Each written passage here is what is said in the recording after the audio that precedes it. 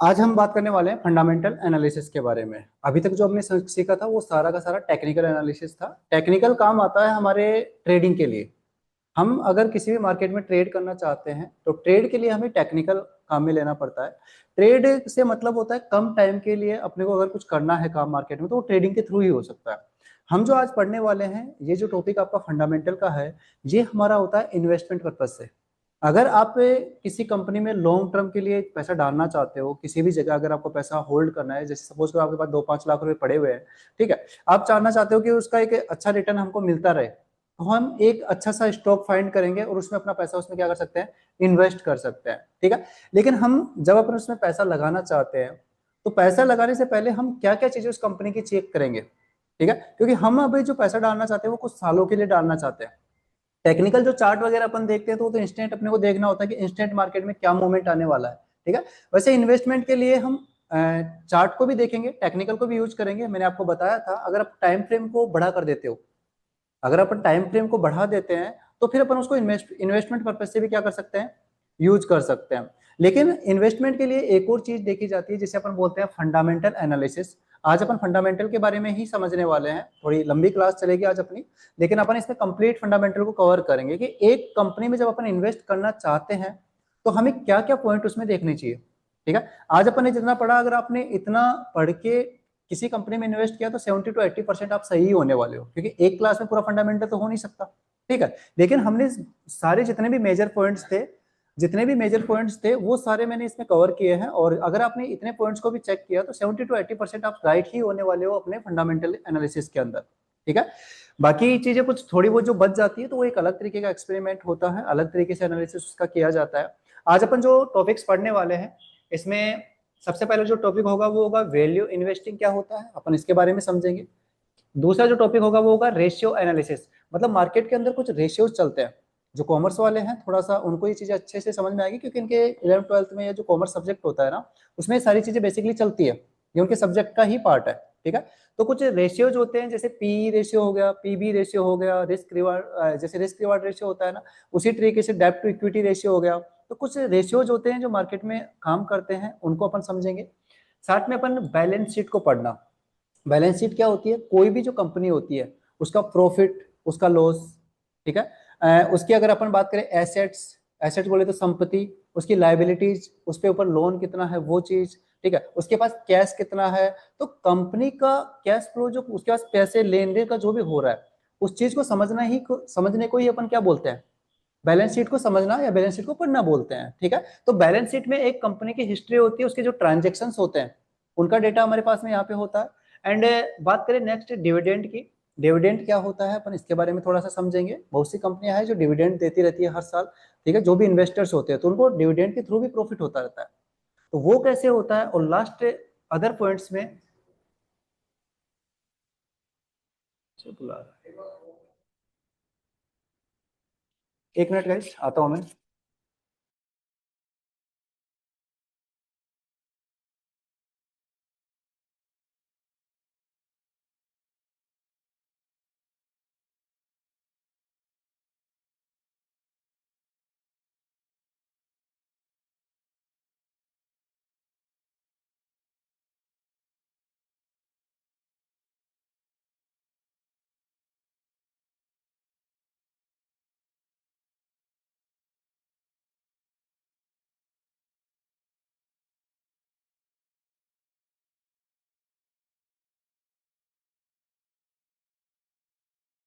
चलिए ठीक है।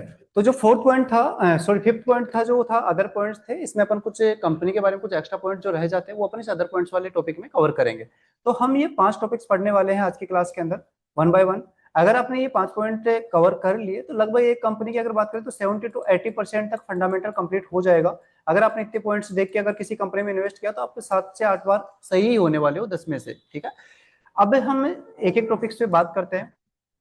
सबसे पहला जो टॉपिक है वो होता है हमारा यहाँ पे वैल्यू इन्वेस्टिंग, ठीक है। वैल्यू इन्वेस्टिंग क्या होती है, तो देखो हमने बात की यहाँ पे इंट्रिंसिक वैल्यू की, समझा था इंट्रिंसिक वैल्यू क्या होती है, पढ़ी थी क्या, क्या होती है, कुछ तो होती है। लास्ट ट्रेडेड प्राइस के अंदर इंट्रिंसिक वैल्यू और टाइम वैल्यू होती है। जो भी हमारा प्रीमियम होता है तो वो दो चीजों से मिलकर बना होता है। एक इंट्रिंसिक वैल्यू होती है जो रियल है कुछ मनी होता है, और एक होता है टाइम मनी होता है। जो टाइम मनी बोले तो फोग होता है, वो टाइम के साथ साथ कम होता रहता है। इंट्रिंसिक मनी उसमें प्रोडक्ट की रियल वैल्यू होती है। ठीक है, तो अगर यहाँ पे भी बात करें तो इंट्रिंसिक वैल्यू वो होती है हम जब कोई चीज खरीदते हैं और जो हमें मिलता है वो इंट्रिंसिक वैल्यू होती है। यहाँ पे अगर अपन मार्केट में भी खरीद रहे हैं तो जैसे इंट्रिंसिक वैल्यू की बात करें तो जो रियल में हमें कुछ मिल रहा था वही था।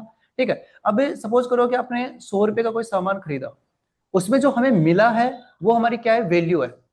जो इतना पैसा अपन ने दिया उसके बदले में जो हमें मिला है उसकी क्या है, वैल्यू है। और जो अपन पे करते हैं वो क्या कहलाता है, आपका प्राइस कहलाता है।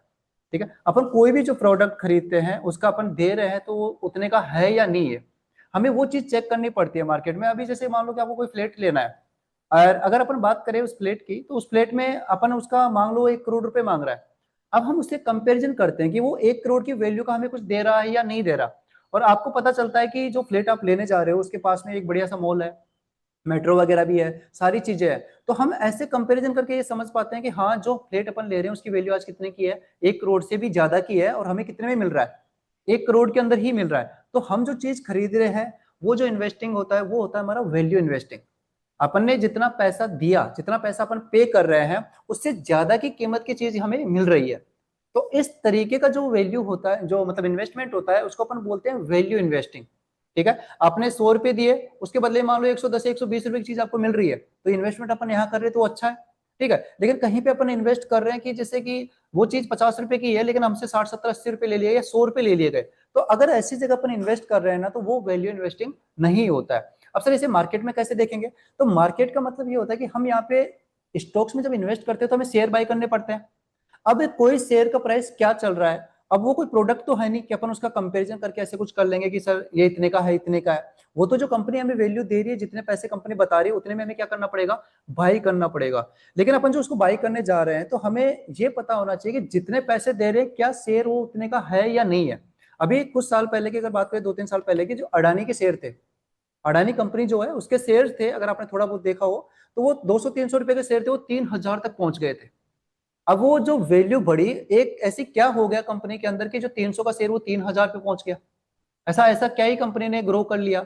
तो वो जो इस तरीके का जो शेयर बढ़ा था, अब अगर आप उस शेयर को अगर 3000 में खरीद रहे हो ना, तो वो वैल्यू इन्वेस्टिंग नहीं है।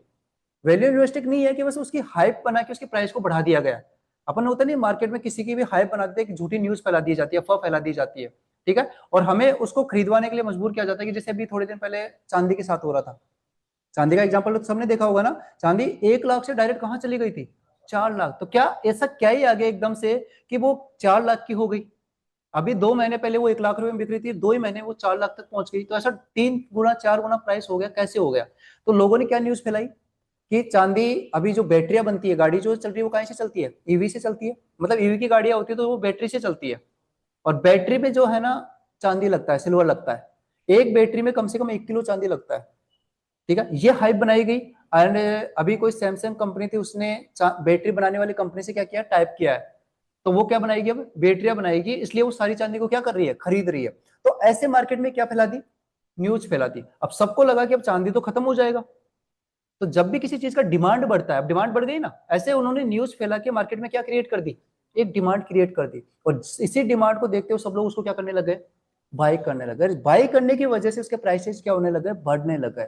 जो 1 लाख का चांदी था वो 2 3 4 तक पहुंच गया था, याद है। और फिर एक ही दिन के अंदर वो सारी चीजें क्या हो गई, खत्म हो गई थी। आपने देखा तो चार एक दिन के अंदर 1 लाख गिरी थी, जबकि पूरा चांदी का भाव ही 1 लाख रुपए था, सोचो। और वो 4 लाख से डायरेक्ट एक दिन में, सिर्फ एक नेगेटिव न्यूज, या नेगेटिव न्यूज नहीं थी, वहां पे लोग अपना प्रॉफिट बुक कर रहे थे एक तरीके से देखा जाए तो। क्योंकि जिन्होंने 1 लाख में खरीदा था, अब 4 लाख तो बहुत हो गया ना। और जैसे ही उसमें थोड़ा सा सेलिंग आया, प्रेशर, क्योंकि देखो प्राइस सीधी तो कभी ऊपर जाएगी नहीं, कभी ना कभी तो रिट्रेस करने के लिए नीचे आएगी ही आएगी। तो उन्होंने क्या किया, थोड़े बहुत लोगों ने जैसे ही बेचा, अब वो रेड कैंडल बनती दिखी ना, तो सबके मन में क्या आ गया, फियर, डर आ गया। और डर की वजह से वहां से एकदम से चांदी क्या हो गई, गिर गई। एक ही दिन के अंदर कितनी गिरी थी, वो 1 लाख रुपए गिरी थी, याद हो तो 4 लाख से डायरेक्ट 3 लाख पे आ गई थी। ठीक है, अब अगर किसी ने 4 लाख रुपए में अगर उसको खरीदा है, तो वो इन्वेस्टमेंट वैल्यू इन्वेस्टिंग नहीं थी, क्योंकि 4 लाख रुपए की वो चीज है ही नहीं। वो तो एक हाइप और न्यूज बना के उसको बढ़ा दिया गया। तो शेयर्स में भी, कंपनीज में भी ऐसा ही होता है। ठीक है, तो हमें ये चीज चेक करनी पड़ेगी कि जितने पैसे अपन दे रहे हैं क्या वो प्रोडक्ट उतने रुपए का है या नहीं है। अगर अपन 4 लाख दे रहे थे तो क्या 4 लाख में रियल में उस प्रोडक्ट की वैल्यू थी उस टाइम या नहीं थी? अगर होती तो वो एक दिन में इतनी गिरती नहीं। तो आपको पता है उसकी सिर्फ क्या बनाई गई थी, एक हाइप बनाई गई थी ताकि उसको लोग क्या कर सके, बाई कर सके। समझ रहे हो? तो देखो वैल्यू इन्वेस्टिंग में दो चीजें होती है, एक होती है इंट्रिंसिक वैल्यू जो हमें मिलता है अपन जो भी पैसा दे रहे हैं, और दूसरा प्राइस जो हम उसको पे करते हैं। तो हम पैसा देते हैं, उसके वैल्यू में जो हमें मिलता है वो उसकी क्या होती है, वैल्यू होती है। और हमें बस यही देखना होता है यदि कीमत हमारी इंट्रिंसिक वैल्यू से कम है, मतलब हमें जो वैल्यू मिल रही है उससे कम कीमत है किसी प्रोडक्ट की या किसी शेयर की, तो वो हमारे लिए क्या होता है, अच्छा होता है। हमें ऐसे शेयर ही फाइंड करने हैं जिसकी इंट्रिंसिक वैल्यू क्या हो, कम हो, हमारी जो वैल्यू है वो कम होनी चाहिए। एंड यहाँ पे जो वैल्यूएशन लो होनी चाहिए या फिर एवरेज होनी चाहिए। अब ये कहाँ देखेंगे, अभी अभी आपको जो मैं जितने पॉइंट्स बता रहा हूँ ना, बस एक बार आप इनको समझ लो। अभी आपको ये देखने के हेडेक नहीं लेना कि सर मैं इनको कहाँ जाके चेक करूंगा, या आप जो बता तो दिए कि इंट्रिंसिक वैल्यू है तो मैं इसको देखूंगा कहाँ पे, इसका हेडेक नहीं लेना। आज मैं आपको एक ऐप बताऊंगा, उसके अंदर आपको जाना है, सारी की सारी चीजें जितनी मैं अभी आपको पढ़ाऊंगा ना वो एक ही जगह मिल जाएंगी, आपको कहीं जाने की जरूरत नहीं पड़ेगी। ठीक है, तो पहला पॉइंट हमने क्या पढ़ा, वैल्यू इन्वेस्टिंग। वैल्यू इन्वेस्टिंग में हमने एक चीज देखी कि इंट्रिंसिक वैल्यू क्या होनी चाहिए, जो हमारी जो कीमत है वो हमारी इंट्रिंसिक वैल्यू से क्या होनी चाहिए, कम होनी चाहिए, कीमत उससे कम होनी चाहिए। ठीक है, वो हमें सस्ते में लेना चाहिए। इसलिए दूसरा जो पॉइंट इसके अंदर अपन पढ़ने वाले हैं वो है कुछ रेशियो एनालिसिस। अगर अपन यहाँ पे बात करें तो कुछ रेशियोज आते हैं मार्केट के अंदर। एक है हमारा पीई रेशियो। अब ये क्या होते हैं, जो कॉमर्स फील्ड वाले हैं तो उनको तो अच्छे से पता है, एंड अभी अपन भी समझ जाएंगे, ऐसा कोई नहीं कि सिर्फ कॉमर्स वाला इन चीजों को समझ सकता है, अपन भी समझ जाएंगे। अभी समझते हैं इसको। देखिए यहाँ पे आपके सामने एक रेशियो दे रखा है जिसको अपन क्या बोल रहे हैं, पी ई रेशियो। पी का मतलब होता है price to earning ratio. P को अपन क्या बोल सकते हैं, प्राइस टू अर्निंग रेशियो इसका फुल फॉर्म होता है। ठीक है, अगर इसको निकालने का फॉर्मूले की बात करूं तो जो प्राइस होता है वो ऊपर आता है डिवाइडेड बाय अर्निंग। प्राइस से मतलब यहाँ पे शेयर का प्राइस क्या है, जैसे मान लेते हैं कि किसी शेयर का प्राइस क्या है, 100 रुपए, और उससे अर्निंग कितनी हो रही है, 10 रुपए की उससे क्या हो रही है, अर्निंग। तो अगर मैं 100 में डिवाइड कर दूंगा 10 का, तो मेरा पीई रेशियो कितना निकल के आ जाएगा, 10 का निकल के आ गया क्या? तो यहाँ पे ये 10 मेरा क्या निकल के आया, पीई निकल के आया। अब सर ये क्या है, देखो पी का मतलब प्राइस टू अर्निंग रेशियो। इसका मतलब ये होता है कि हम 1 रुपया कमाने, अगर यहाँ पे पी 10 का आया ना, इसका मतलब सीधा सीधा ये है कि हम 1 रुपया कमाने के लिए कितने रुपए पे कर रहे हैं, 10 रुपए। हम मार्केट में 10 रुपए इन्वेस्ट कर रहे हैं, उसके बदले मुझे कितना मिलेगा, 1 रुपया मिलेगा। अब अगर इसको परसेंटेज टर्म में देखें तो कितना परसेंट हो गया उसका, 10 रुपए का 1% कितना हो गया, 10% हो गया क्या? तो हम 10% कमा रहे, तो क्या सही है, ये सही है। अगर अपन 10 रुपए लगा के 1 रुपया कमा रहे तो वो ठीक है। लेकिन यहीं पे मान लो किसी का पी आ गया 100 रुपए, इसका मतलब क्या हो गया, हम 100 रुपए इन्वेस्ट कर रहे हैं कितना रुपए कमाने के लिए, 1 रुपया कमाने के लिए, सिर्फ 1 रुपया कमाने के लिए। यहाँ पे 1 रुपये से कंपेरिजन कर रहे हैं। किसी कंपनी का पी अगर 100 का आ रहा है तो इसका मतलब ये है कि अपन 1 रुपया कमाने के लिए कितने रुपए दे रहे हैं, 100 रुपए पे कर रहे हैं। तो ये थोड़ा इसके बजाय एक्स्ट्रा ज्यादा है। किसी का पी मान लो 1000 का आ गया, तो इसका मतलब क्या है, हम 1 रुपया कमाने के लिए 1000। अब क्या ऐसा इन्वेस्टमेंट करना सही है क्या? आप सिर्फ 1 रुपया कमाने के लिए कहीं पे 1000 रुपये लगा रहे हो।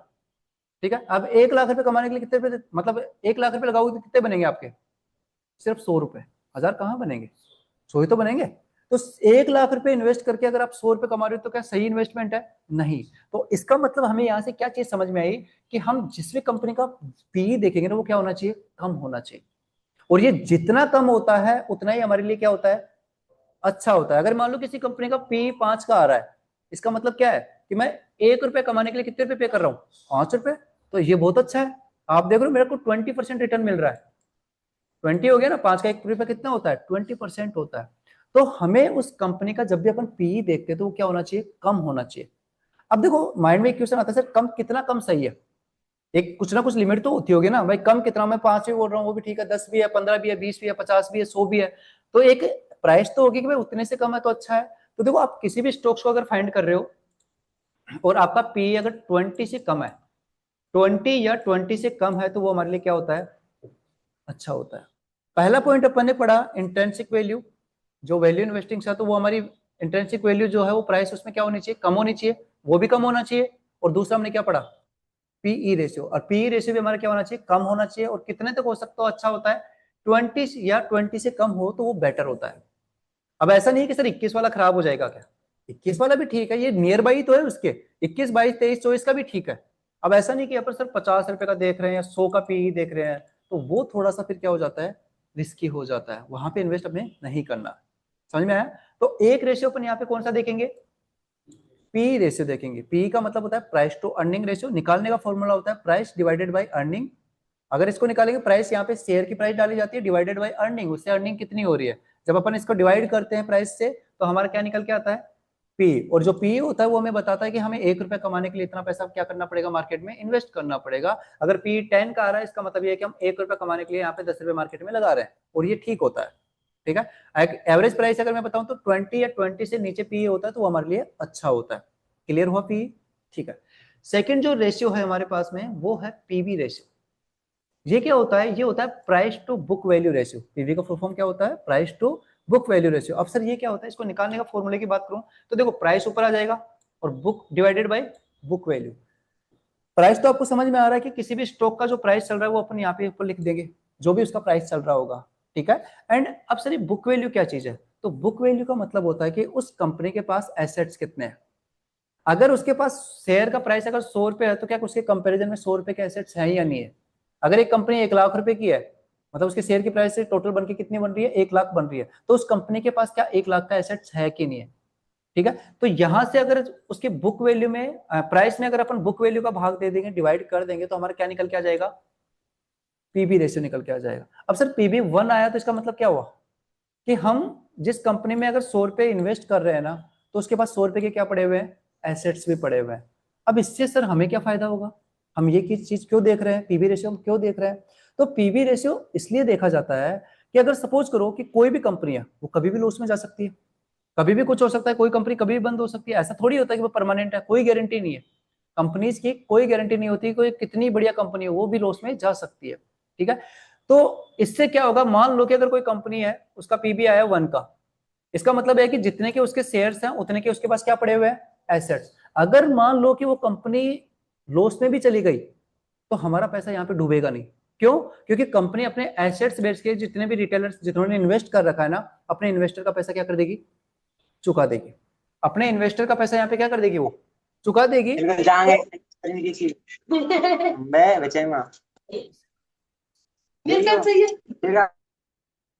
ठीक है।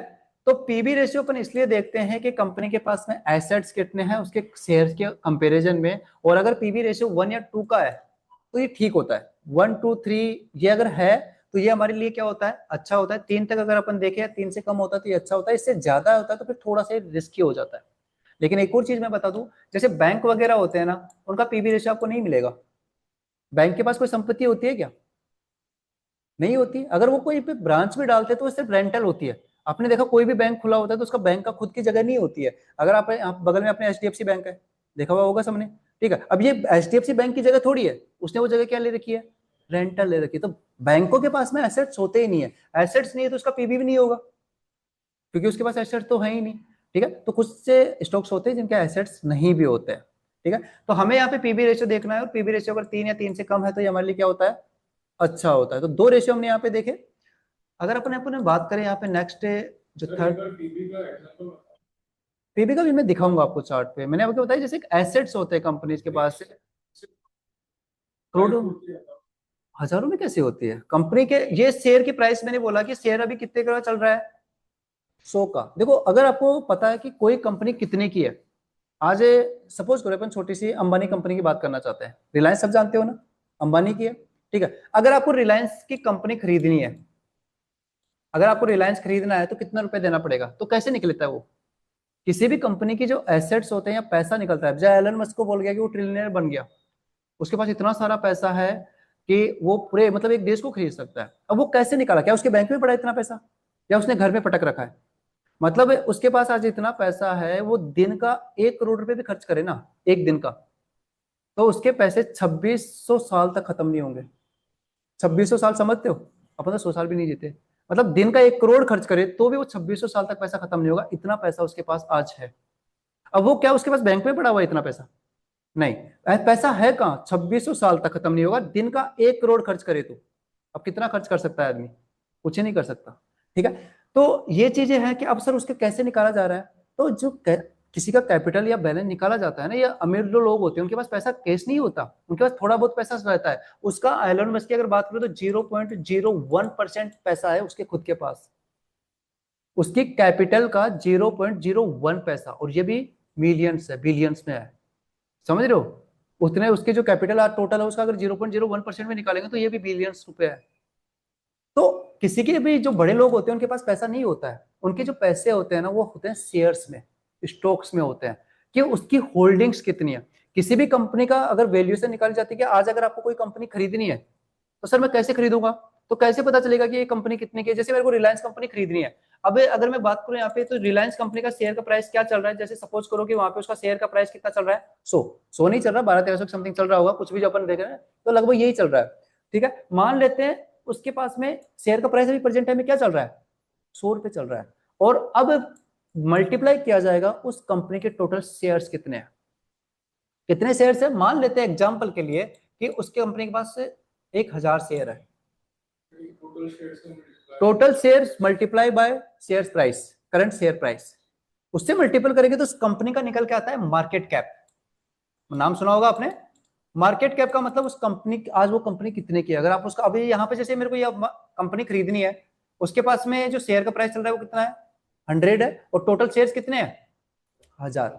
1000 नहीं होते, करोड़ों में होते हैं शेयर्स कंपनी के पास में, करोड़ों अरबों शेयर्स होते हैं किसी भी कंपनी के पास। तो सर इसका कितना निकल के आया, तो मैं यहाँ पे देखूंगा 1 लाख हो गया क्या, मतलब उसकी कंपनी, अभी ये कंपनी अगर मेरे को खरीदनी तो टोटल कितने रुपए की हो गई, 1 लाख रुपए की। जो ये 1 लाख आया उस कंपनी का क्या है, मार्केट कैप। अगर आप आज उस पूरी कंपनी को खरीदना चाहते हो तो ये 1 लाख रुपए आपको देना पड़ेगा, तब अपन उस कंपनी को क्या कर सकते हैं, खरीद सकते हैं। अब सर अमीर लोगों का पता कैसे चलता है, तो बस यही देखी जाती है किसी के पास होल्डिंग कितनी है।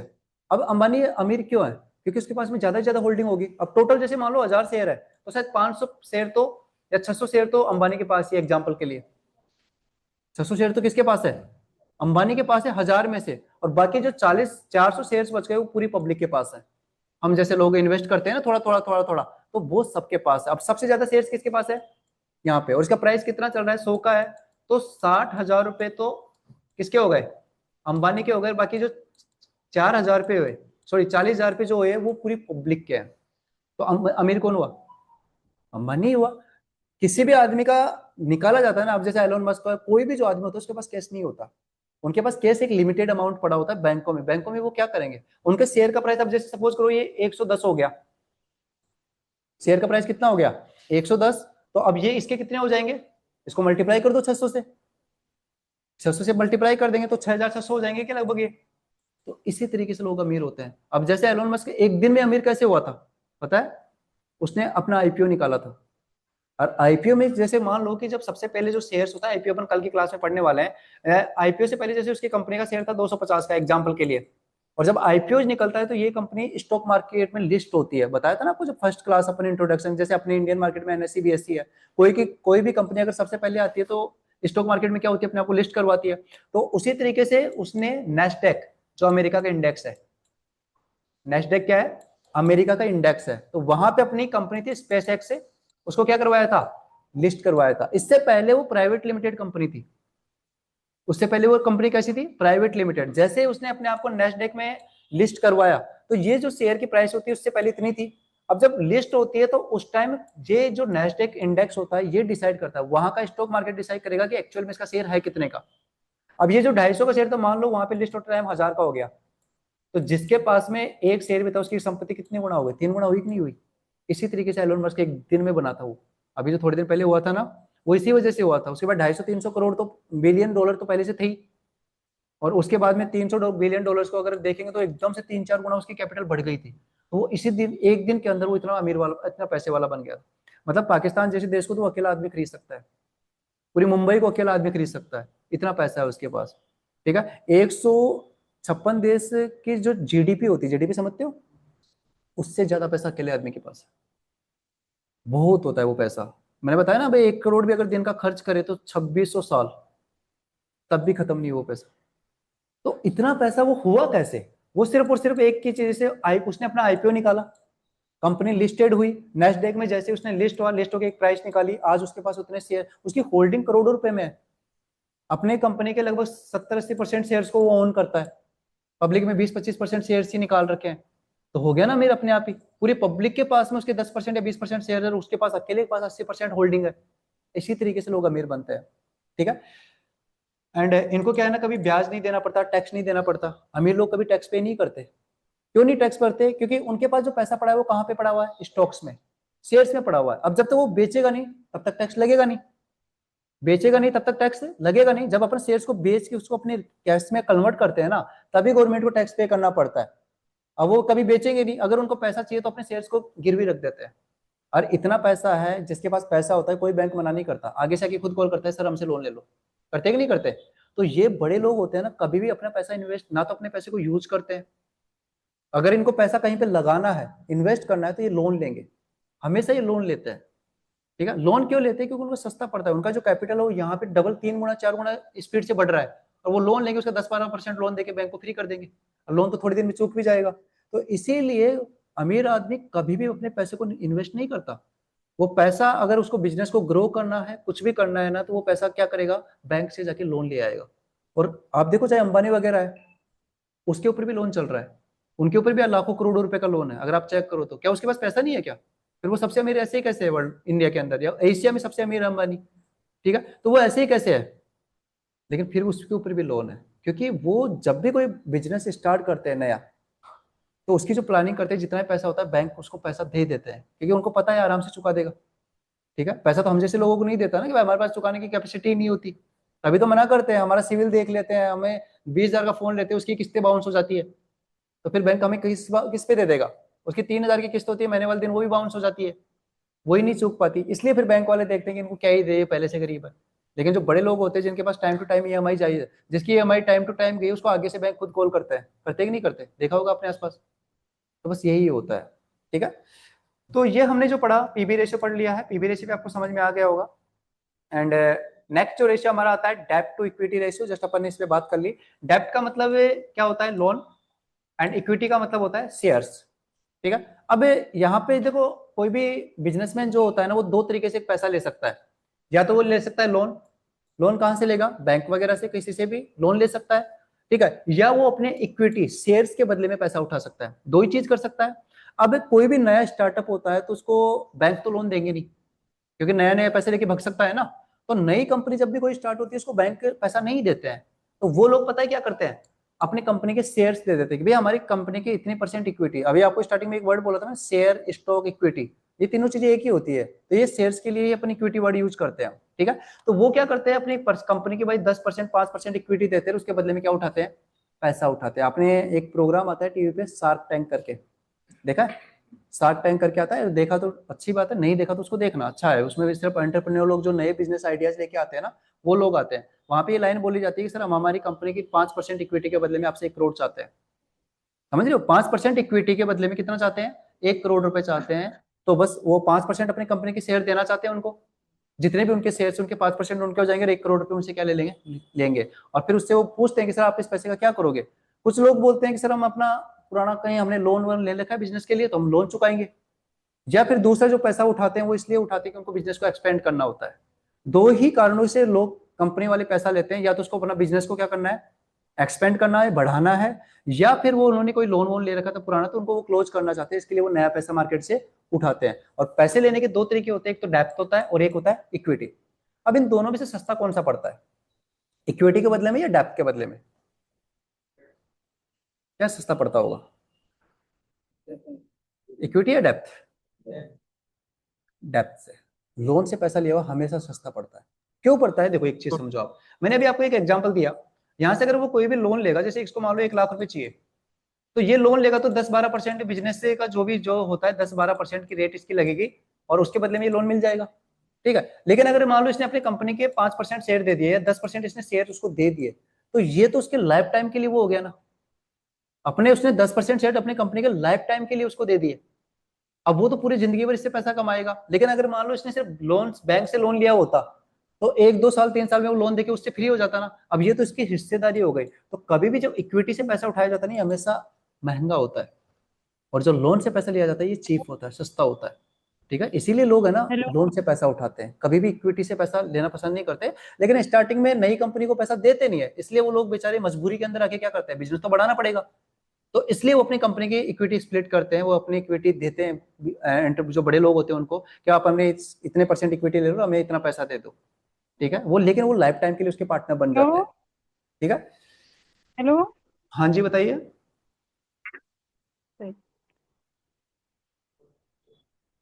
फोन पे बात। ठीक है।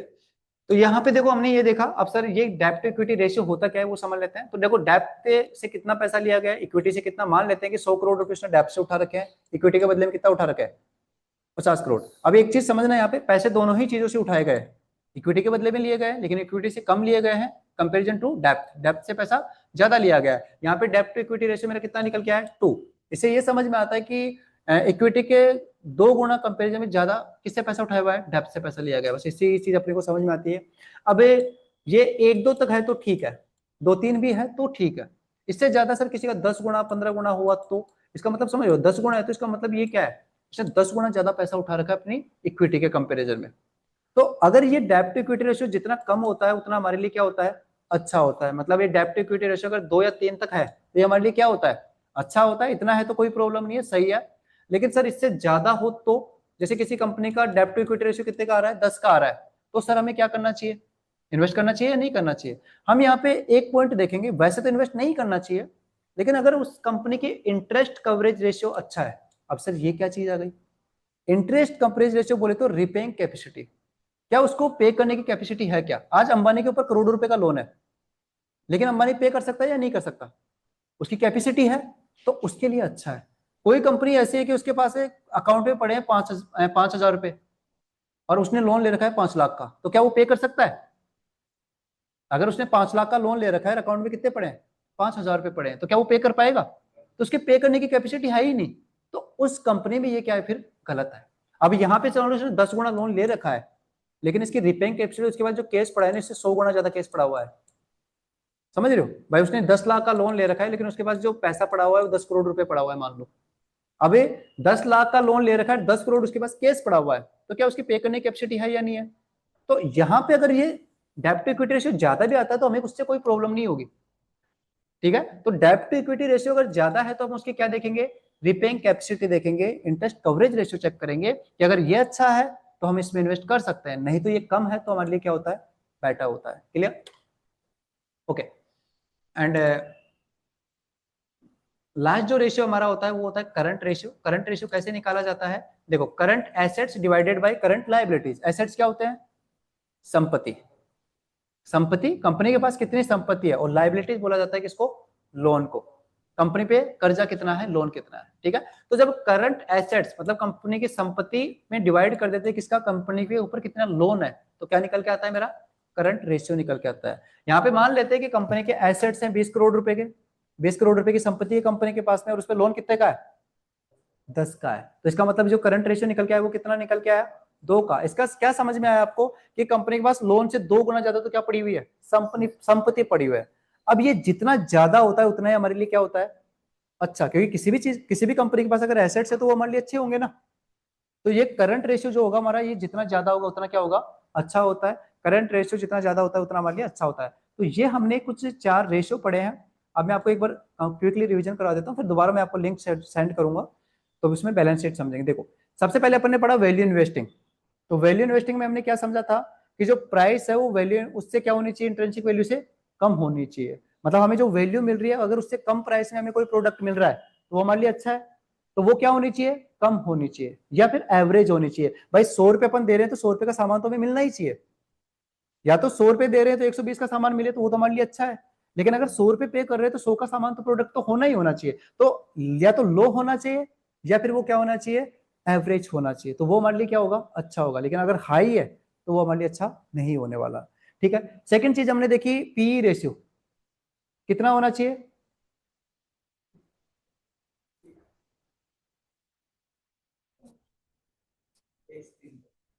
PE ratio, price to earning ratio. 20 या 20 से कम रहता है तो वो हमारे लिए बेटर होता है। और ये भी पीई रेशियो भी क्या होना चाहिए, कम होना चाहिए। उसके बाद बात की पीबी रेशियो की, price to book value ratio, assets वाली। तो ये 2 या 3 तक होता है, या उससे कम होता है तो अच्छा होता है ना। इसके बाद अपन ने बात की डेब्ट टू इक्विटी रेशियो, ये भी जितना कम होता है वो क्या होता है, कम। तो अभी जो चारों पॉइंट अपन ने पढ़े वो जितने कम है वो हमारे लिए क्या होंगे, बेटर। और एक एवरेज प्राइस भी मैंने आपको बताया, अगर उससे कम है तो अच्छे हैं, उससे ज्यादा है तो हम थोड़ा उसको इग्नोर कर देंगे। एंड लास्ट हमने जो पढ़ा करंट रेशियो, करंट रेशियो जो होता है वो जितना ज्यादा होता है उतना हमारे लिए क्या होता है, अच्छा होता है। तो अभी तक हमने 5 पॉइंट, चलिए ठीक है। तो देखिए हम लोग अभी बात करने वाले हैं बैलेंस शीट के बारे में, और बैलेंस शीट में क्या क्या पॉइंट हमें यहाँ पे देखने हैं वो चीज अपन एक बार समझ लेते हैं यहाँ पे। देखिए सबसे पहले बात करते हैं टोटल एसेट्स। एसेट्स होते हैं कंपनी की संपत्ति। ठीक है, हमें क्या देखने हैं, कंपनी के एसेट्स देखने हैं। और किसी भी कंपनी के जो एसेट्स होते हैं वो वाई का मतलब क्या होगा, year two year. Year two year क्या होने चाहिए, ग्रो होने चाहिए, बढ़ते रहने चाहिए। जैसे इस साल मान लो किसी कंपनी के एसेट्स है वो 10 लाख के हैं, अगले साल वो 20 लाख के होने चाहिए, अगर उससे अगले साल 25-30 के होने चाहिए। कहने का मतलब हर साल उसके एसेट्स क्या होने चाहिए, बढ़ते रहने चाहिए। आपको पता है अगर कोई भी अपने एसेट्स बढ़ा रहा है इसका मतलब कंपनी अच्छी है। बेसिक सी थिंक होती है। अगर हम भी अपने एसेट्स बढ़ाते हैं अपने घर पे, देखो हमारे पास गाड़ी मकान जगह वगैरह ये सब होते हैं, वो हमारे एसेट्स होते हैं। वो सब हमारी क्या होती है, संपत्ति होती है। और अगर कोई इंसान अपने एसेट्स को बढ़ा रहा है इसका मतलब वो सब कुछ अच्छा चल रहा है, तभी तो बढ़ा सकता है। हर आदमी एसेट्स थोड़ी बढ़ा सकता है। ठीक है, अगर उसकी लाइफ में सब कुछ अच्छा चल रहा होगा तभी बढ़ाएगा। अगर कोई कंपनी अच्छा काम कर रही है, अच्छा परफॉर्मेंस कर रही है, तभी उसके एसेट्स बढ़ेंगे ना। तो एसेट्स अगर किसी कंपनी के बढ़ रहे हैं तो हमारे लिए अच्छे होते हैं, और ईयर टू ईयर ये क्या होने चाहिए, ग्रो ही होने चाहिए। ठीक है, नेक्स्ट अपन बात करते हैं टोटल लाइबिलिटीज। लाइबिलिटीज बोला जाए तो लोन। लोन अगर किसी कंपनी ने ले रखा है तो क्या ये बढ़ना चाहिए, ईयर टू ईयर ये क्या होना चाहिए, कम होना चाहिए। आप चाह रहे हो अगर मान लो किसी कंपनी ने लोन लिया तो वो कोई बुरी बात नहीं है। अगर आज हम भी लोन लेते हैं तो वो कोई बुरी बात नहीं है।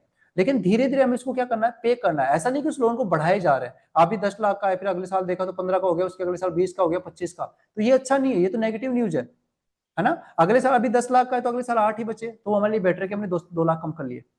उससे अगले साल 5 ही बचे तो हमने 3 लाख और कम कर लिए। तो किसी भी कंपनी की जो लाइबिलिटीज है वो ईयर टू ईयर क्या होनी चाहिए, डिक्रीज होनी चाहिए, घटती हुई होनी चाहिए, हर साल कम होती रहनी चाहिए। And cash flow, cash flow का मतलब होता है कंपनी के पास में कैश कितना पड़ा हुआ है। कोई भी जो बिजनेस होता है ना उसके 10 5 20 करोड़ रुपए तो गले में ऐसे ही पड़े रहते हैं, बैंकों में ऐसे ही पड़े रहते हैं। क्यों, क्योंकि कभी भी कोई भी इमरजेंसी आती है, जितना बड़ा बिजनेस होता है उसके हिसाब से उसके पास कुछ कैश तो हमेशा पड़ा हुआ होता है। समझ रहे हो आप, जैसे करोड़ों रुपए 1,000 करोड़ की कंपनी है तो उसके पास 100 200 करोड़ तो बैंक में ऐसे ही पड़े रहेंगे। इतनी बड़ी कंपनी है तो, क्योंकि अगर बड़ी कंपनी होती है तो जो इश्यूज आते हैं वो भी बड़े आते हैं। ऐसा नहीं है कि भाई 1,000 करोड़ की कंपनी है उसमें सर 5,000 का नुकसान वो प्रॉब्लम आ रही है, तो 5,000 का प्रॉब्लम नहीं आता, वहां पे 500 करोड़ की प्रॉब्लम आती है। अगर ये 1,000 करोड़ की कंपनी है तो उसमें जो प्रॉब्लम भी होगी वो 500 करोड़ से ही सोल्व हो सकती है। समझ रहे हो, 5,000 या 50,000 से वहां पे प्रॉब्लम नहीं आती है, छोटी मोटी, ये तो उनके लिए न के बराबर होता है। ठीक है, तो कहने का मतलब है कैश फ्लो का मतलब होता है कि कंपनी के पास में कैश कितना है। और अगर कोई कंपनी अपना कैश फ्लो है ये भी ईयर टू ईयर क्या होना चाहिए, बढ़ते रहना चाहिए। अगर इस साल मान लो कंपनी के पास 10 लाख रुपए पड़े हैं तो अगले साल अगर उसने 11 किए हैं तो वो एक अच्छी न्यूज है कि उसने अपना कुछ कैसा बढ़ा के अपने लिए सेव भी किया। जैसे अपन अपने लाइफ में करते हैं ना सेविंग्स, क्यों करते हैं सेविंग्स, सेविंग्स इसीलिए तो की जाती है कि आपको कोई इमरजेंसी आ जाए। तो हम बोलते हैं कि भाई अपनी लाइफ का, वैसे बोला जाता है कि आइडियली कि आप जो भी आप अर्निंग करते हो उसका हर महीने 10% सेव करना चाहिए, ताकि अगर कभी भी कोई इमरजेंसी आए तो हमें किसी पे डिपेंड ना होना पड़े। है ना, हमारे पास इमरजेंसी में कोई हमारे साथ नहीं होता। ठीक है, प्रॉब्लम के टाइम में कोई भी साथ नहीं होता। जब अपन सब कुछ हमारी लाइफ में अच्छा अच्छा अच्छा हो रहा होता है ना, तभी वो लोग हमारे साथ में है। अगर हकीकत में किसी को जानना हो तो वो प्रॉब्लम में ट्राई करके देखना, क्योंकि प्रॉब्लम के टाइम में सब लोग भग जाते हैं। ठीक है, तो इसीलिए सेविंग्स बोला जाता है। नहीं तो आप एक चीज सोचो, सेविंग्स वाला वर्ड ही नहीं आता अगर आपको पता है कि हमारे साथ लाइफ में इतने सारे लोग होते हैं, और अगर हमें जरूरत पड़े मांगते हैं अगर वो दे दे, तो कभी सेविंग्स की जरूरत पड़े क्या, कभी पड़े क्या, नहीं पड़े। सेविंग्स आई क्यों, इसीलिए तो आई कि अगर आपके पास इमरजेंसी हो तो इमरजेंसी के टाइम में आपके पास कोई भी नहीं होगा, अपने ही होंगे, वो ही नहीं होंगे। चाहे अनजान कोई होगा, अननोन कोई होगा, तो वो जरूर आपकी हेल्प कर सकता है। कभी भी प्रॉब्लम आती है, कभी ट्राई करके देखना, आपको कोई जानता ही नहीं, एक दिन पहले मिला हो, वो इंसान आपकी लाइफ में हेल्प कर देगा। ठीक है, लेकिन आपके जो रिश्तेदार हैं, खास दोस्त है, जो आपके साथ बैठ के बोलते हैं सर ऐसा कर दूंगा वैसे कर दूंगा, ये सब लोग आपको दिखेंगे तक भी नहीं, फोन तक अटेंड नहीं करेंगे कभी। या तो आपके साथ हो चुका होगा ये चीज, नहीं हुई तो लाइफ में ट्राई कर लेना, हो जाएगा। सबके साथ होता है, सबके साथ सेम ही बिहेवियर होता है। ठीक है, तो इसलिए हमें क्या करनी चाहिए, सेविंग्स करनी चाहिए। आइडियली बोला जाता है आप जो भी अर्न कर रहे हो उसका 10% आप सेव करो। अगर आप 10,000 कमा रहे हो तो महीने का 1,000 सेविंग में डाल दो। कभी भी आपको इमरजेंसी होती है तो हमें हमारे पास, हाँ सेविंग्स के बजाय अपन को अगर पैसा डालना है तो अपने स्टॉक्स में डाल दो ना। आपको पता है अगर स्टॉक्स में डाला, आपको कल चाहिए तो कोई बात नहीं, आप विड्रॉल डालो, कल आपके अकाउंट में पैसा वापस, तो वो बेटर है किसी को देने के बजाय। समझ रहे हो, तो कंपनी के पास में कैश जो होना चाहिए वो ईयर टू ईयर क्या होना चाहिए, ग्रो होना चाहिए। कैश होना चाहिए कंपनी के पास में, जरूरी है। कभी भी ऐसा नहीं कि कोई कंपनी खोल के बैठा उसमें 0 रुपए, कल कोई छोटी सी प्रॉब्लम भी आ गई तो किसके सामने हाथ फैलाएगा, कोई नहीं देने वाला। और ऐसी कंपनियां फिर जाके लास्ट में क्या हो जाती है, बंद हो जाती है। और जो इन्वेस्टर ने पैसा लगाया ना वो सारा पैसा क्या हो जाता है, डूब जाता है। ठीक है, तो ये चीजें हमें यहाँ पे देखनी है बैलेंस शीट में। अगर आपने ये 3 चीजें देख ली तो मेजर तो यही है, बाकी तो बहुत सारी चीजें होती है। ठीक है, सेल्स रेवेन्यू, सेल्स होती है कि कंपनी की जो सेल्स है वो 80 और क्या होनी चाहिए, बढ़नी चाहिए। भाई सेल्स बढ़ेगी तो आपको पता है क्या बढ़ेगा, एसेट्स बढ़ेंगे, कैश बढ़ेगा, सब चीजें बढ़ेंगी। अगर कोई आदमी अच्छा बेच रहा है तो अच्छा कमाएगा ना, अच्छा कमाएगा तो सारी चीजें अपने आप ऑटोमेटिक ग्रो हो जाएंगी। तो रेवेन्यू भी कंपनी का क्या होना चाहिए, ईयर टू ईयर बढ़ते रहना चाहिए। तो ये कुछ चीजें अपन यहाँ पे बैलेंस शीट के अंदर चेक करेंगे। एंड नेक्स्ट पॉइंट था हमारा डिविडेंड। डिविडेंड क्या होता है, देखो डिविडेंड क्या होता है, कुछ कंपनियां ऐसी होती है हर साल उनको जो प्रॉफिट होता है ना, तो अपने प्रॉफिट को अपने शेयर होल्डर्स में बराबर बांट देती है। शेयर होल्डर में क्या करती है, बराबर बांट देती है। एग्जांपल के लिए मैं आपको छोटा सा बताऊं, जैसे मान लो उस कंपनी के पास में 100 शेयर थे, टोटल शेयर कितने हैं, 100 शेयर है, मतलब शेयर होल्डर्स कितने हैं, 100 शेयर उसने पब्लिक में निकाल रखे हैं। और उस कंपनी को मान लो इस साल 1,000 रुपए का एक्स्ट्रा प्रॉफिट हुआ है, 1,000 रुपए का उसका क्या हुआ है, एक्स्ट्रा प्रॉफिट। तो वो क्या करेगी कि इस 1,000 रुपए को इस कंपनी के जितने शेयर होल्डर्स है उसमें सब में बराबर बराबर क्या कर देती है, बांट देती है। जब अपन इसमें इसका डिवाइड करेंगे तो कितना आ जाएगा, 10 आ जाएगा क्या, तो 10-10 रुपए वो सबको दे देगी। अगर किसी के शेयर उसके पास, अब एक आदमी के मान लो 5 शेयर है तो उसके कितने रुपए आ गए, 50 रुपए। किसी के पास 100 शेयर है तो उसके पास पूरे के पूरे आ गए। समझ रहे हो, तो मतलब जितने शेयर्स हमारे होते हैं उस शेयर्स में वो पैसा डिवाइड बराबर बढ़ जाता है। जब भी कोई कंपनी प्रॉफिट करती है अपने प्रॉफिट को अपने शेयर होल्डर्स में बराबर बांट देती है, उसी को अपन क्या बोलते हैं, डिविडेंड बोलते हैं।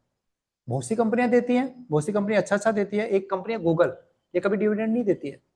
ठीक है, इसका ऐसा मानना है कि गूगल तो जानते हो ना, अच्छा चलो बढ़िया है।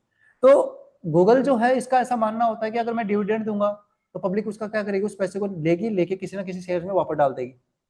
ठीक है, तो वो लोग क्या करते हैं, इस पैसे को पब्लिक में ना देके वो ऐसा करते हैं कि हम हमारी कंपनी को ही ग्रो कर लेंगे।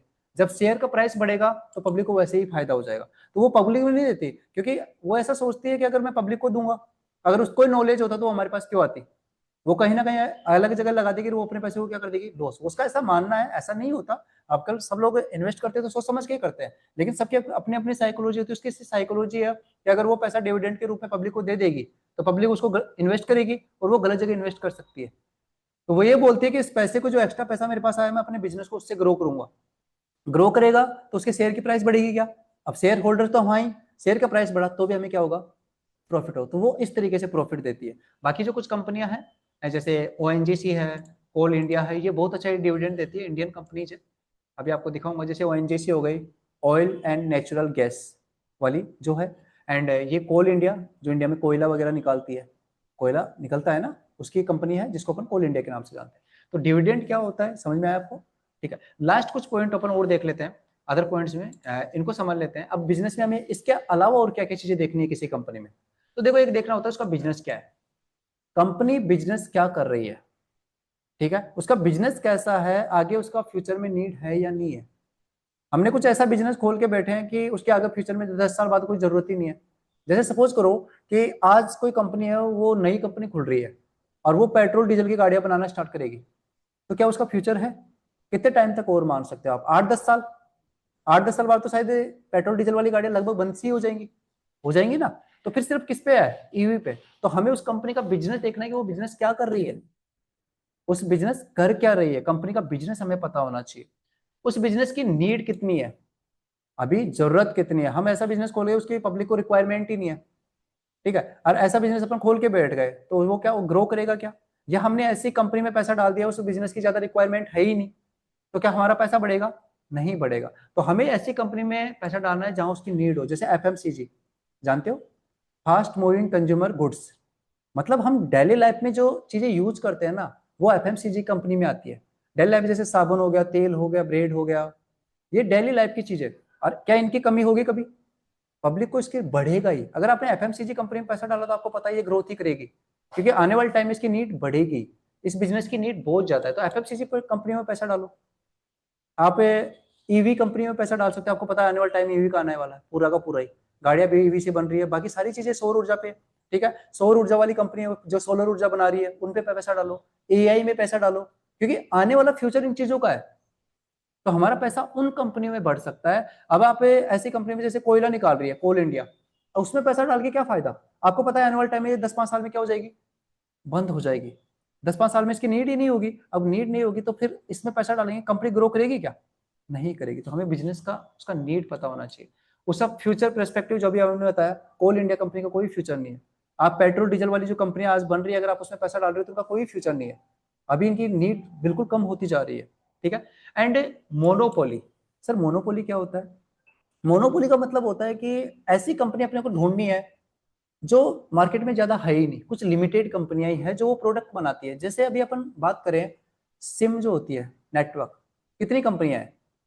एयरटेल, जियो, और बोले बोले तो वीआई, बस तीन ही है। एक बीएसएनएल है जो बेचारा है या न है, और हुआ न हुआ बराबर है वो, तो यही है ना। अब तो मार्केट में अभी कितनी कंपनियां हैं? तीन कंपनियां। अब मेजर कंपनी कौन सी है? जियो और एयरटेल। वीआई तो बेचारा स्ट्रगल कर रहा है, पहले वोडाफोन अलग था, आइडिया अलग था, उन्होंने सोचा कि हम दोनों मिलकर कुछ कर लेते हैं, तो दोनों भी मिल गए, मर्ज हो गए, तो भी कुछ ही नहीं कर पा रहे बेचारे। गवर्नमेंट भी उसका बहुत साथ दे रही है, अभी हजारों करोड़ रुपए का कर्जा माफ किया था। क्यों साथ दे रही है गवर्नमेंट? गवर्नमेंट वीआई का साथ इसलिए दे रही है, उसको बचाना चाहती है। बचाना क्यों चाहती है पता है? क्योंकि अगर अभी दो ही बच गए, अगर वीआई को उठा दे तो कितनी कंपनी बच गई? एयरटेल और जियो। अब ये कंपनियां जो चाहे वो करेगी। आज आपका रिचार्ज अगर 1000 का कर दे तो आप कराओगे कि नहीं कराओगे? आप कुछ कर सकते हो? कुछ नहीं कर सकते। आज अगर आपका रिचार्ज 1500 का कर दे तो महीने का कराओगे कि नहीं कराओगे? और ये हमारे लिए एक एडिक्शन बन चुका है। अगर आपको पता है कि मोबाइल के बिना रह सकते हो क्या? कोई नहीं रह सकता। अनलिमिटेड नेट के बिना रह सकते हो क्या? नहीं रह सकता। दिन का 2 GB तो चाहिए ही कम से कम, ये तो एक ड्रॉप की तरह हो गया। ये टैबलेट होती है ना भाई, 2 GB नेट आता है, इसका मतलब वो हमारी टैबलेट है। किसी दिन नेट ना हो, आपकी हालत कैसी हो जाती है? जैसे मछली को बाहर पानी से निकाले वो तड़पती है ना, वैसे तड़पने लग जाओगे आप। करके देखो, होता होगा मौसम के साथ। एक दिन आप अपना नेट बंद करके देख लो, पता चल जाएगा आपको नेट की वैल्यू क्या है।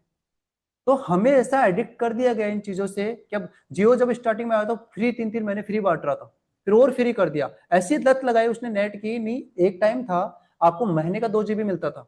और पता है लास्ट में भी वो 2 GB में भी 500-700 MB बच जाता था, पूरा महीना निकलने के बाद बचता था कि नहीं बचता? आज 2 GB तो 2 घंटे नहीं चलता। 2 घंटे बाद यार सुबह 10 बजते नहीं यार, फोन की रिचार्ज करते हो 19 रुपए का, 1 GB नेट डालते, 2 GB करते हो नहीं करते हो? सबके साथ होता होगा। तो ये जो चीजें हो रही है, ये कंपनीज क्या करती है, पहले अपनी लत लगाती है, एडिक्ट करती है। एडिक्ट करने के बाद में अब आप उस पर पूरी तरह डिपेंड हो गए ना सिम पे। जियो मोबाइल के बिना नहीं रह सकता आपका 9 कितना काम। अगर आप मोबाइल को हटा के एक बार सोचो, आपकी सारी चीजें सोचोगे, आधी चीजें गायब हो जाएंगी कि सर कुछ है ही नहीं।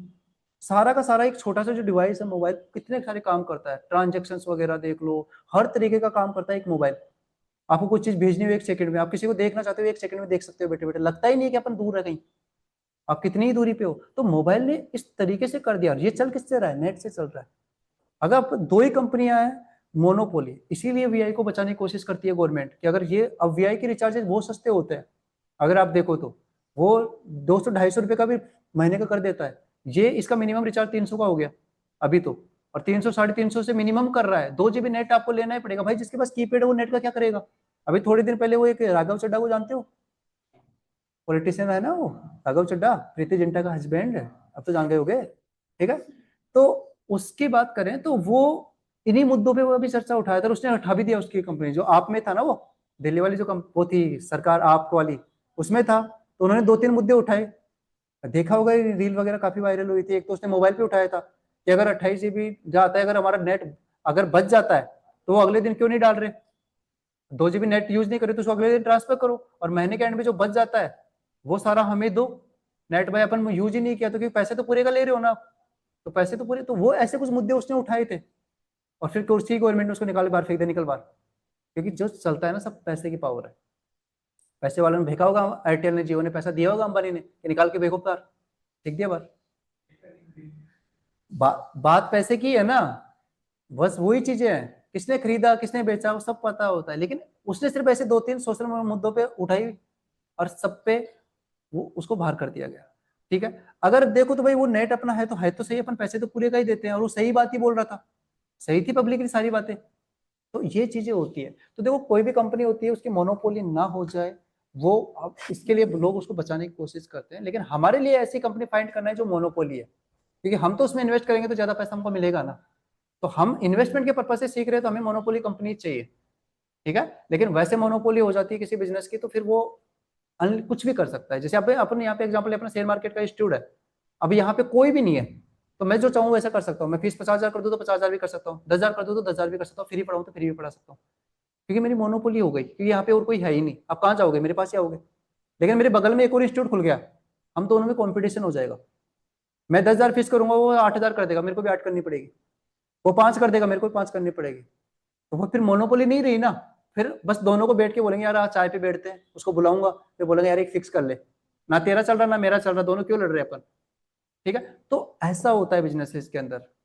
अगर मेरा अकेले का है तो अब मेरी मर्जी है भाई, कुछ भी करो यहाँ पे, लेकिन कल मेरे बगल में अगर आगे दूसरे कोचिंग वाला तो फिर मेरे को एडजस्टमेंट करने पड़ेंगे। समझ रहे हो? तो बिजनेस में मोनोपोली बिजनेस होता है ना, वो अच्छा ग्रो करता है, क्योंकि आपको उसकी रिक्वायरमेंट ज्यादा होगी, डिमांड ज्यादा होगी। डिमांड ज्यादा होगी तो ग्रोथ अच्छा होगा। तो अपन मोनोपोली बिजनेस को देखेंगे। एक कंपनी है इंडिया में, आईआरसीटीसी, इंडियन रेलवे। सिर्फ एक ही कंपनी है पूरे इंडिया के अंदर, आईआरसीटीसी है जो इंडियन रेलवे को वो करती है। तो ये मोनोपोली बिजनेस, अगर आप इसमें पैसा डालोगे तो आपको ग्रोथ ही होना है, इसमें डूबने का सवाल ही नहीं है, क्योंकि इंडियन रेलवे बंद नहीं हो सकता ना। पर रेल बंद हो सकता है क्या? प्रैक्टिकली सोचिए तो इंडिया में रेल बंद हो सकता है? नहीं हो सकता। दूसरी कंपनी, अभी इंडियन रेल ऐसे तो है कि छोटा सा काम है कोई भी स्टार्ट कर देगा, नहीं कर सकता ना। अपनी पटरी बिछाना, अपनी इतनी रेलें लेके आना कोई नहीं कर सकता। तो इतना पैसा किसी पास नहीं, तो ये कंपनी तो ग्रो करनी ही करनी है। अगर ऐसी कंपनी में आप इन्वेस्ट कर रहे हो तो पैसा कहीं नहीं जाना, अपना ग्रो ही करना है। ठीक है। और लास्ट अपन सेल्स देखते हैं। किसी कंपनी की सेल्स अगर अच्छी है तो आपको पता है उसने अच्छा पैसा कमा रहा होगा, उसके कॉन्टैक्ट ज्यादा होंगे। और एक चीज देखी जाती है, कैश फ्लो। कैश फ्लो का मतलब कंपनी के पास पैसा कितना है। किसी कंपनी के पास अगर ज्यादा पैसा, आप देखो सोचो, एक कंपनी के पास 5 लाख रुपए है और एक कंपनी के पास 10 करोड़ रुपए है। तो जो 10 करोड़ वाली कंपनी है वो 5 लाख वाली कंपनी को तो कुचल देगी, कभी उठा के फेंक देगी। समझ रहे हो? अभी आप जैसे अपना भाई इंस्टीट्यूट है, अब यहाँ पे आगे कोई बड़ा इंस्टीट्यूट खुल जाए बगल में, तो मेरे को चलने देगा क्या? वो दो चार कुछ भी फेंकेगा, थोड़ा सा पैसा फेंकेगा, मेरे पास पैसा नहीं है, कैश कम है, उसके पास कैश ज्यादा है, वो पुराना हो सकता है। तो जो जिसके पास कैश होता है ना, उसका दबदबा होता है। और जो छोटे मोटे कुछ आते हैं ना, जैसे अपने रिद्धि सिद्धि गुजर खड़ी पे देखते होगे आप, बड़ी कोचिंग है कुछ, उत्कर्ष है ना, ये कुछ दो चार नाम है जो बड़े बड़े, स्प्रिंग बोर्ड है, आकाश, अब ये बड़े नाम है। लेकिन आप देखो तो वहां पे हर महीने जाओगे ना एक नई कोचिंग दिखेगी। छोटी कोचिंग खुलती रहती है ना, आप देखो यार ये कब खुल गई। अभी कभी हुआ होगा आपके साथ भी ऐसा, रिद्धि सिद्धि से गुजर रही हो यार ये कोचिंग कब खुल गई यार।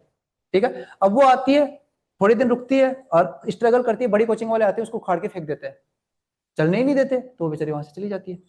तो बड़े, अगर आपके पास पैसा ज्यादा है, वो पैसा फेंकेंगे तो आपको हटा देंगे। तो ऐसी कंपनी देखनी है हमें जिसमें कैश अच्छा हो। समझ में आया? तो देखो हमने कंपनी में हमें क्या क्या चीजें देखनी चाहिए, मैंने सारी चीजें बता दी। अगर आप इतनी चीजों को देख रहे हो तो 70 to 80% आप सही होने वाले हो किसी भी स्टॉक्स के अंदर, अगर आपको इन्वेस्ट करना है तो। अब अपन एक बार जल्दी से ये देख लेते हैं कि सर ये चीजें देखेंगे कहाँ पे। एंड देखने के लिए आपको क्या करना है, गूगल पे जाना है, यहाँ पे एक वेबसाइट होती है टिकर टैप करके, टिकर टैप करके एक वेबसाइट होती है, आपको उस पर जाना है। जाके आप जब उस पर क्लिक करोगे तो मैं अभी आपको लाइव खोल के ही दिखा दे रहा हूँ।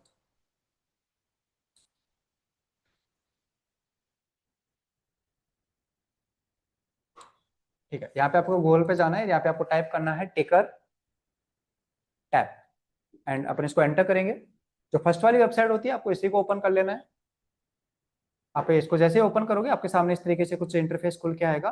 एंड अभी आपको यहाँ पे ऊपर दिखाई दे रहा होगा स्क्रीनर, दिख रहा है यहाँ पे। इस स्क्रीनर पे अपन क्लिक करेंगे, जैसे स्क्रीनर पे क्लिक करते हैं तो देखो यहाँ पे 3 ऑप्शन आते हैं। इंडियन स्टॉक्स, अगर आप स्टॉक्स में करना चाहते हो तो इस ऑप्शन पे क्लिक रखेंगे। अगर आप म्यूचुअल फंड वगैरह में पैसा डालने दो, जो अपन कल पढ़ने वाले हैं, म्यूचुअल फंड एसआईपी में कैसे पैसा डालना, तो वो अपन यहाँ से देखेंगे। और यूएस स्टॉक्स, अमेरिका की कंपनीज में अपन पैसा यहाँ से इन्वेस्ट कर सकते हैं, उसके बारे में अपन यहाँ से जान सकते हैं। ठीक है, एंड स्टार्ट स्क्रीनर पे क्लिक कर देंगे तो यहाँ से हमारा स्क्रीनर चल जाएगा। कहने का मतलब स्क्रीनर क्या होता है, स्क्रीनर ऐसी वेबसाइट होती है जो किसी कंपनी का पूरा एनालिसिस एक ही जगह दिखा देती है। आपको जो भी चीजें देखनी है वो उससे पूरी कंपनी का, और जितनी भी मार्केट में कंपनी होती है सब कंपनीज का एनालिसिस आपको यहीं मिल जाएगा। एंड अभी मेरे को स्टॉक्स में करना है तो स्टॉक्स पे क्लिक रहने देता हूँ, एंड यहाँ पे मैं स्टार्ट स्क्रीनर पे क्लिक करता हूँ। जैसे मैं क्लिक करूंगा आपके सामने इस तरीके से इंटरफेस खुल के आएगा। एंड देखो मार्केट में भी कितनी कंपनी है, 5,836 कंपनी टोटल आ रही है, इसमें स्क्रीनर में लिस्टेड है। अब आप इतनी कंपनीज का एनालिसिस यहाँ पे एक साथ कर सकते हो। 5,836 कंपनी आपको दिखाई दे रही है। ठीक है, आपको क्या क्या देखना है, क्राइटेरिया आप दे सकते हो कि सर किस यूनिवर्स में करना है, सेक्टर कौन से सेक्टर की कंपनी आपको फाइंड करनी है। होती है ना वो, जैसे फाइनेंस हो गया, ईवी सेक्टर हो गया, एआई सेक्टर हो गया, तो कौन सा सेक्टर आपको चाहिए वो चेक कर सकते हो। सेक्टर के बाद में आपको और भी कुछ स्पेशलाइजेशन करना हो तो आप यहाँ पे देख सकते हो मार्केट कैप, कि सर छोटी कंपनी मेरे को नहीं चाहिए कचरा पट्टी, एक अच्छी कंपनी चाहिए तो मिनिमम मार्केट कैप डाल दो यहाँ पे, मैक्सिमम यहाँ पे डाल दो। मार्केट कैप देख सकते हो, मार्केट कैप समझे थे अभी भाई, कंपनी कितने रुपए की है। ठीक है, वो डाल दो। तो ये सारी चीजें आप यहाँ पे ऐड कर सकते हो यहाँ पे। एंड कुछ और चीज आपको ऐड करना है तो नीचे आता है ऐड फिल्टर का ऑप्शन। ऐड फिल्टर का ऑप्शन अपन इस पे क्लिक करते हैं, एंड यहाँ से बस आपके सामने ये सर्च का ऑप्शन आ जाएगा, इसमें आप सर्च कर सकते हो। जैसे अपने को एक चीज चेक करनी पड़ेगी, इंटरेस्ट इंटरेस्ट कवरेज रेशियो मैंने बताया था ना, अभी चेक करेंगे। तो मैं इसको ऑन कर लेता हूँ। तो कैसे इंटरेस्ट करेंगे, यहाँ पे बस इस पे क्लिक कर देंगे, ये हमारी लिस्ट में यहाँ पे ऐड हो जाएगा अभी। तो आपको और भी कोई चीज अगर ऐड करनी हो, देखनी हो, तो अपने यहाँ पे बस सर्च में जाके क्या कर सकते हो, उसे फिल्टर में जाके सर्च करके यहाँ लगा सकते हैं। चलो सर ये आ गया। अब देखो यहाँ पे ये आपकी कंपनीज का नाम दिखाई दे रहा है, जो भी कंपनीज हमारी होती है, टोटल कंपनीज आपको यहाँ मिल जाएगी। मार्केट कैप अभी जस्ट मैंने आपको बताया था। अभी अंबानी वाली जो कंपनी वो कितने रुपए की है, इकाई, ढाई, सैकड़ा, हजार, 10,000, लाख, 10 लाख, 17 लाख। क्या 17 लाख रुपए की है क्या? 17 लाख रुपए की है? 17 लाख करोड़। यहाँ पे जो भी वैल्यू आपको दिखाई दे रही है किसमें होगी, आपकी करोड़ की। 17 लाख रुपए की नहीं है अंबानी की कंपनी, ठीक है। 17 लाख करोड़ रुपए की आज उसकी कंपनी। अगर आप खरीदना है ना अंबानी वाली कंपनी को, तो 17 लाख करोड़ रुपए आपको देने पड़ेंगे, सिर्फ इतने से रुपए देने हैं और आप पूरी कंपनी खरीद सकते हो, ठीक है। हाँ ज्यादा थोड़ी है, नॉर्मली तो है, ठीक है। अभी उसका शेयर का प्राइस क्या चल रहा है, 1280 रुपए। देन आपको यहाँ पे शेयर प्राइस दिख जाएंगी। पी रेशियो देखो आपको यही मिल गया, कितना आ रहा है इसका, 21 का। तो ये ज्यादा है क्या? ठीक ही है, क्योंकि 20-21 के पास है, मैंने बोला नियर बाई है तो ठीक है, चलेगा। और इतनी बड़ी कंपनी है तो इसमें 20-21 का पी ठीक होता है, कुछ ज्यादा नहीं है। आगे आपको रिटर्न बता रहा है, देखो 1 मंथ का रिटर्न कितना दिखाई दे रहा है आपको। जस्ट इसके आगे अपन बात करेंगे तो यहाँ पे आपको हर मंथ का रिटर्न भी दिखाई देगा। 1 मंथ का आ रहा है 1 पॉइंट नेगेटिव चला है, पिछले महीने गिरा है मार्केट, लास्ट एक दिन में आज भी मार्केट गिरा है, ठीक है। एंड ये कितना रिटर्न हमको दे रहा है, वो रिटर्न आपको ये शो कर रहा है, 7% आपको रिटर्न ये कंपनी दे रही है ईयर टू, ठीक है। एंड पीबी रेशियो कितने का आ रहा है, 1.16 के पास में आपको यहाँ पे दिखाई दे रहा है। तो 16 जो आपको यहाँ पे दिखाई दे रहा है, तो ये क्या 2 से कम है क्या? तो 200 कम है तो क्या है, हमारे लिए अच्छा है। पी भी अच्छा है इसका, पीबी भी अच्छा है, दोनों चीजें हमें अच्छी मिल गई। और इंटरेस्ट कवरेज रेशियो समझ रहे हो, ये 5 आ रहा है, क्या है, 5 गुना ज्यादा पैसा पड़ा है जिसने उसने लोन ले रखा है। तो क्या ये पे कर सकता है अपना लोन आराम से? मतलब ये 5.5 आ रहा है, तो इसका मतलब जो उसने लोन ले रखा है उसके 5 गुना ज्यादा पैसा उसके पास केस पड़ा हुआ है, तो ये पे कर सकता है ना आराम से। तो अगर ये जितना ज्यादा होता है उतना अच्छा होता है। अगर ये 3 आ रहा है, इसका मतलब 3 गुना ज्यादा, इसके बाद देखो 54 गुना ज्यादा एसेट्स है, वो है। तो ये जो आ रहा है ये हमारे लिए अच्छा होता है, ठीक है। अब अपन ने चलो यहीं से देख लिया, लेकिन यहीं से नहीं देखना, मैं एक कंपनी को अपन ओपन कर लेते हैं। अब जो हमने पढ़ा एक बार उसको स्टेप बाय स्टेप चेक कर लेते हैं, ठीक है। तो देखिए हम यहाँ पे कोल इंडिया कंपनी को, कोई भी कंपनी आपको चाहिए तो या तो देखो ये लिस्ट आ गई पूरी, एंड यहाँ से आप 1 बाय 1 देख सकते हो। लोड मोर करोगे तो और पेज आ जाएंगे, जितने भी 6000 कंपनी सब दिख जाएंगे। लेकिन अगर आपको कुछ फाइंड करना है तो या सर्च में जाओ और यहाँ पे उस कंपनी का नाम डाल दो जिसमें भी आपको सर्च करना है। अभी अपन कोल इंडिया का देख लेते हैं, ठीक है। तो मैंने ये कंपनी डाला। अब देखो जैसे मैं कोल इंडिया पे क्लिक करूंगा इस तरीके से उसका एक लिस्ट खुल जाएगा, यहाँ से भी खुल जाएगा। अगर आप पीछे जाओगे यहाँ पे डायरेक्ट किसी पे भी क्लिक करोगे ना, तो वो कंपनी का डायरेक्ट यहाँ पे जाना और व्यू डिटेल्स पे क्लिक कर देना, तो ये इस तरीके से आ जाएगा, ठीक है। तो हम वापस से जाके एक बार कोल इंडिया का ही खोल लेते हैं। अब देखो सबसे पहला पॉइंट हमारा क्या था, वैल्यू इन्वेस्टिंग। मतलब हमें क्या देखना है, इंट्रिंसिक वैल्यू देखनी है, वैल्यूएशन चेक करनी है उस कंपनी की, वैल्यूएशन ज्यादा है या कम है। वैल्यूएशन ज्यादा है या कम है, तो क्या होनी चाहिए, वैल्यूएशन कम होनी चाहिए या एवरेज होनी चाहिए, यही देखा था। चलो अपन इसको देखते हैं। तो कहाँ पे है वैल्यूएशन, है ये रही, कैसी आ रही है, बस यही आपको पता चल जाएगा देखते, कुछ भी सर्च नहीं करना। आगे क्या लिखा हुआ है, एवरेज। तो एवरेज है तो कोई प्रॉब्लम नहीं है, मैंने बोला जितना पैसा दे रहे हैं उतने पैसे के हमें सामान मिल रहा है, तो कोई प्रॉब्लम है क्या, नहीं। या तो ये एवरेज होना चाहिए या क्या होना चाहिए था, लो। तो अच्छा था, लो होता तो अच्छा था, लेकिन एवरेज है तो भी कोई प्रॉब्लम नहीं है। लेकिन अगर ये हाई होता तो मैं इस कंपनी को इमीडिएटली कैंसिल कर देता। अब आपको सर कंपनी कैसे फाइंड करनी है, स्टॉक्स कैसे फाइंड करनी है, वो चीज मैं बता रहा हूँ। अगर आपको कोई भी एक भी पॉइंट, अभी अपन जितने पॉइंट पढ़े हैं, अगर वो पॉइंट नहीं मिल रहा है ना उस कंपनी को, वही कैंसिल कर दोगे बस। क्योंकि 6000 कंपनी है, हम एक अच्छी कंपनी फाइंड करेंगे जिसमें सारे पॉइंट मिल रहे होंगे। अगर एक भी पॉइंट नहीं मिल रहा तो इमीडिएटली वो कंपनी मेरे लिए क्या है, कैंसिल है। समझ में आ गया, ठीक है। तो सर यहाँ पे वैल्यूएशन मिल गई, तो फर्स्ट पॉइंट मेरा क्लियर हो गया, पहला चेक मार्क हो गया। आपको इस तरीके से टिक मार्क करना है, पहली चीज मेरी मिल चुकी है। अब दूसरे हम क्या देखेंगे, पीई रेशियो। चलो सर पीई रेशियो कहाँ देखिए इसका, तो थोड़ा सा अगर आप इसको स्क्रॉल करोगे चार्ट को तो नीचे ही दिख जाएगा आपको पी कितना आ रहा है इसका, टीटीपीएम दिख रहा है यहाँ पे, पी कितना आ रहा है 8 का। क्या सही है क्या, कितना होना चाहिए था, 20 से कम होना चाहिए, तो 8 सही है, 20 से कम ही है शायद 8। चलो बढ़िया। तो 8 का मतलब ये है कि हम 8 रुपए पे कर रहे हैं सिर्फ 1 रुपए कमाने के लिए, तो पी तो बहुत अच्छा है, ठीक है सर। पीबी कितना है, 2.57।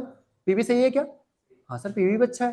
क्यों, क्योंकि हमें 2-3 तक होता है तो अच्छा होता है, अगर इससे ज्यादा होता है तो फिर थोड़ा रिस्की हो जाता है। तो सर पी और पीवी दोनों रेशियो अच्छे हैं, है क्या। डिविडेंड कितना दे रहा है, ये देखो इसका सबसे, इसी का एग्जांपल मैंने इसी लिया है कि डिविडेंड बहुत ज्यादा देता है, हर साल का 6.41% डिविडेंड दे रहा है। मतलब आपका कंपनी बढ़े या ना बढ़े, 6% तो इसने पैसा ऐसे ही दे दिया पब्लिक को, जितनी कैपिटल आपने इन्वेस्ट कर रखा है। सबसे ज्यादा डिविडेंड कोल इंडिया देता है, मैंने इसीलिए इसका एग्जाम्पल लिया था।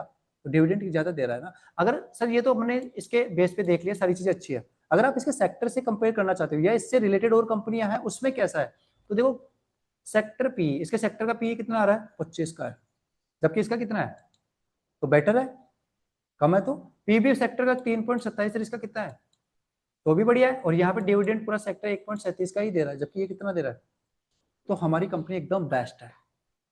हमने सेक्टर से भी कंपेयर कर लिया। देखो अपन कंपेयर क्यों कर रहे हैं, आप देखते हो जब आपको मोबाइल वगैरह खरीदना होता है तो हम देखते हैं ना कितनी चीजें, हम सेम रेंज का, जैसे आप पहले सोचते हो कि कितने का मोबाइल लेना है, 20,000 का लेना है सर, तो हम गूगल पे जाके या अमेजोन पे जाके डालते हैं अंडर 20,000 मोबाइल, फिर उससे रिलेटेड मोबाइल खुल के आते हैं, फिर अपने एक ओप्पो का देखते हैं, वीवो का देखते हैं, फिर दोनों में कंपेयर करते हैं, इसमें कैमरा इतना है, इसमें कैमरा इतना है, इसमें बैटरी इतनी, इसमें बैटरी इतनी है, इसमें ये चीज इतनी, इसमें इतनी, तो ये पेयर सेक्टर कंपेरिजन मतलब यही है, हम ये कंपेयर कर रहे हैं कि भाई इसमें इतना मिल रहा है, इसमें इतना मिल रहा है, तो हमारे लिए बेटर है ना, और हम दोनों में से जो बेटर होता है वो फाइंड करते हैं।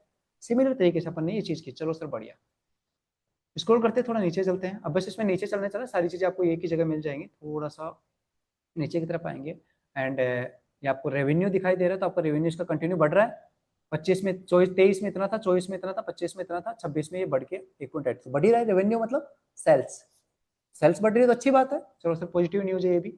नीचे आते हैं अपन थोड़ा सा, यहाँ पे अब देखते हैं बैलेंस शीट को, ये हमारी क्या आ गई, फाइनेंशियल बैलेंस शीट, इसको समझते हैं। देखो हमने क्या क्या देखा था, एक तो रेवेन्यू, पहला पॉइंट यही है ना रेवेन्यू, तो आपको यहाँ पे रेवेन्यू चेक करना है कि जो रेवेन्यू है वो ईयर टू ईयर बढ़ रहा है या नहीं बढ़ रहा, रेवेन्यू मतलब सेल्स, तो यहाँ पे 32 से 1,000 करोड़, 37,000 करोड़, 51,000 करोड़, अरे लास्ट में तो अभी थोड़ा सा कम हुआ है, लेकिन ये काफी अच्छा है, कंटिन्यू बढ़ रहा है, तो पहला टिक मार्क ये भी क्लियर है सर।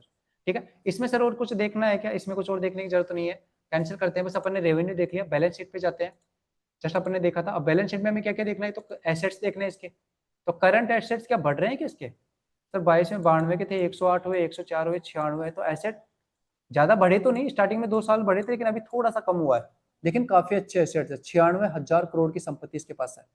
ठीक है सर, हम इसके कंपेरिजन में देखते हैं लाइबिलिटीज, लोन, यहाँ पे सर लोन ये बढ़ा है 69 का, 61 का, 65 का।